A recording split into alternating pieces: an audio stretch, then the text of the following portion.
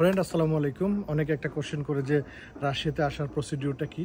তো সর্বপ্রথম আপনাকে যেটা করতে হবে, আপনাকে অবশ্যই পাসপোর্ট থাকতে হবে, আপনার সার্টিফিকেট, মার্কশিট, এই সবগুলো একসাথে প্রপারলি স্ক্যানিং করে আপনি পিডিএফ করে নিচে আপনার নামটা লিখে আপনি পাঠাবেন। দেন আপনার অফার লেটার বের হবে, দেন আপনার ইনভিটেশন লেটার বের হবে। সচরাচর 1 থেকে 1.5 মাস থেকে 2 মাস, কোনো কোনো ক্ষেত্রে 3 মাস পর্যন্ত সময় লেগে যায়। মেডিকেল, এমবিবিএস, ব্যাচেলর বিভিন্ন সেক্টরে আপনারা ভর্তি হতে পারেন। তো মজার বিষয় হচ্ছে যে আপনি আপনার পছন্দ অনুযায়ী সাবজেক্ট চুজ করতে পারেন। ল্যাঙ্গুয়েজ হতে পারে, সেটা বিভিন্ন ধরনের সাবজেক্ট হতে পারে। সো আপনাদের জন্য যেটা করণীয়, ইনভিটেশন লেটার পাওয়ার পরে আপনার সার্টিফিকেটগুলো অ্যাটাস্টেশন করবেন, তারপর ভিসার জন্য অ্যাপ্লাই করবেন। দেন ভিসা পেলে আপনারা লিগ্যালাইজেশনটা করতে পারেন।